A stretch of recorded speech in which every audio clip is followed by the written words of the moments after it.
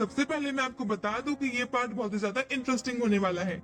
तो पिछले पार्ट में हमने देखा था कि चेन बाकी सबके साथ कुनलुन माउंटेन पर पहुंच चुका था। अब वहां पहुंचने के बाद उन्हें एक आदमी मिलता है जिसका नाम वेंग था, और वो आदमी बड़ा ही घमंडी था और वो उन्हें अंदर जाके मास्टर से नहीं मिलने दे रहा था और उनकी बेइज्जती कर रहा था। फिर ताई बाई ने उसे समझाने की बहुत कोशिश की पर वो नहीं मानता और अब वो सब पर अटैक करने लगा था। फिर चेन उसे लास्ट वार्निंग देता है कि अगर तुम अभी भी नहीं रुके तो जो होने वाला है उसका इल्जाम मुझ पर मत लगाना। और अब इस पार्ट को स्टार्ट करने से पहले आपसे एक छोटी सी रिक्वेस्ट है कि आप इस वीडियो को बिल्कुल एंड तक देखना, जिससे आपको ये पार्ट समझ में आ सके।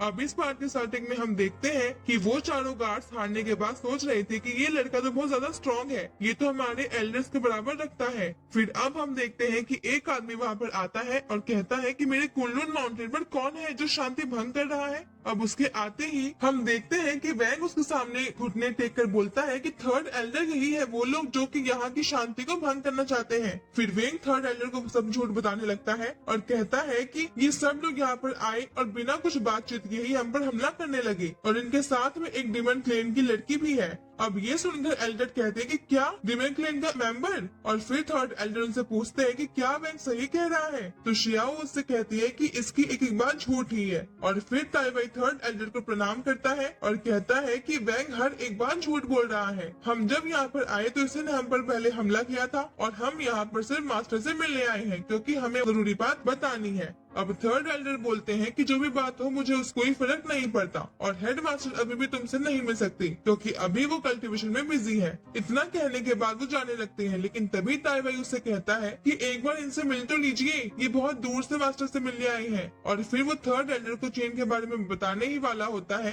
लेकिन इतने में थर्ड एल्डर उसे रोक देती है और कहते हैं कि मुझे नहीं सुनना कि ये कौन है, अब मास्टर इनसे अभी नहीं मिल सकते, इसलिए अब हम कुछ नहीं कर सकते, बाद में आना उनसे मिलने के लिए। और वो इतना कहकर फिर से जाने लगती है। अब इस बार चेन उन्हें रोकता है और कहता है कि हम बहुत दूर से आए हैं और हमें मास्टर से मिलना जरूरी है, और अगर आप ये बात जानते हुए भी हमें उनसे नहीं मिलने दे रहे हैं तो अब अर्थ के साथ जो भी होगा वो आपको ही झेलना होगा। अब ताई बाई चेन को समझाने की कोशिश करता है और चेन से कहता है कि उनसे इस तरह बात मत करो, शायद वो सही कह रहे हो, मास्टर शायद सच में बिजी हो और हम मास्टर को बीच में डिस्टर्ब भी नहीं कर सकते। और फिर चेन बात समझ जाता है और वो सब वहाँ से जाने लगते हैं। अब थर्ड एल्डर भी जाने लगे थे, इसलिए वैंग आकर उन्हें रोकता है और कहता है कि हमें उन्हें रोकना चाहिए क्योंकि इनके साथ में एक डिमन क्लेन की लड़की भी है और अगर हमें उसे जिंदा पकड़ लेते हैं तो सोचिए कि मास्टर के सामने हमारी कितनी रिस्पेक्ट होगी। और अब ये सब सुनकर थर्ड एल्डर रुक जाते हैं और चेन और बाकी सबसे कहते हैं कि तुम लोग यहाँ पर आए और तुम लोगों में इतनी बदतमीजी से बात की और तुम्हारे साथ में एक डिमन क्लेन मेंबर भी है और तुम उसे ऐसे ही यहाँ से नहीं ले जा सकते हो क्योंकि हमें नहीं पता कि आखिर तुम्हारा प्लान क्या है।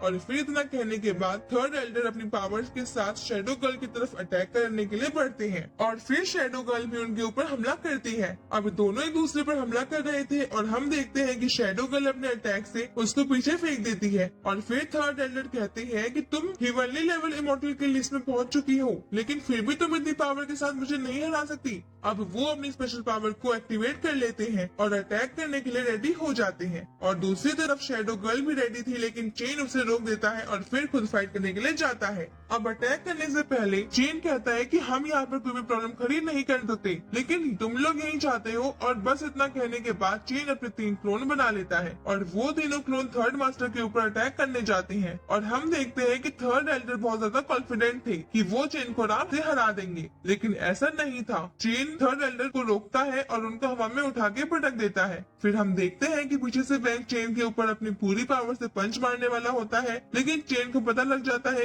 और वो उन्हें रोक देता है और उसकी बॉडी को उठाकर थर्ड एल्डर के सामने लगा देता है और कहता है कि तुमने भी मुझे बहुत परेशान किया था। और फिर चेन उन दोनों को नॉर्मल कर देता है। अब जितनी पावर से वैंग चेन की पंच मारने वाला था वो थर्ड एल्डर को पड़ जाता है और फिर थर्ड एल्डर बहुत दूर जाकर टकरा जाते हैं। उसके बाद फिर वैंग जाकर उनको उठाता है और हम देखते हैं कि वो चारों गार्ड्स आपस में बातें कर रहे थे कि ये तो हमारे एल्डर को भी नहीं छोड़ रहा, ये तो कितना ज्यादा ताकतवर है, हमारे एल्डर तक इसके सामने नहीं टिक पा रहे हैं। अब हम देखते हैं कि थर्ड एल्डर चेन से कहते हैं कि तुम कौन सी पावर का इस्तेमाल कर रहे हो। तो चेन उनसे कहता है कि तुम मुझसे बात करने के लायक नहीं हो, लेकिन तभी भी हमें आसमान से आवाज आती है कि तुम्हें पता नहीं है क्या, स्पेस गॉड यहाँ पर आया है। फिर हम देखते हैं कि ये आवाज कुल्लून माउंटेन और उस सेक्ट के हेड की थी। अब वो नीचे आने के बाद चेन से माफी मांगते हैं और फिर चेन उनसे पूछता है कि क्या आपके यहाँ मेहमान का स्वागत इस तरीके से होता है। अब हेड फिर से माफी मांगते हैं और चेन कहता है कि आप शायद यहाँ के हेड होंगे। अब हेड कहते हैं कि हाँ, तुमने बिल्कुल सही पहचाना। वैसे मैं तुम्हें एक बात बता दूं, मैं तुम्हारा बहुत टाइम से यहाँ पर इंतजार कर रहा था। अब चेन ये सुनकर उनसे कहता है कि क्या आप मेरा इंतजार कर रहे थे? क्या आपको मेरे आने का पता था? कहीं आपको ये बात लाइजू ने तो नहीं बताई? तो फिर हेड कहते हैं कि हाँ, मुझे ये बात लाइजू ने ही बताई थी। अब चेन उनको प्रणाम करता है और कहता है कि मेरा प्रणाम स्वीकार करो। और फिर हेड कहते हैं कि तुम्हारा कुल्लून माउंटेन में स्वागत है, पीस गॉड। और इसी के साथ हमारा ये पार्ट यहीं पे खत्म हो जाता है। अगर आपको ये वीडियो अच्छा लगा हो तो इस वीडियो को शेयर और लाइक जरूर कर देना। और अगर आपने ये वीडियो को यहाँ तक देखा है तो आपका बहुत बहुत थैंक यू। तब तक के लिए बाय गाइस।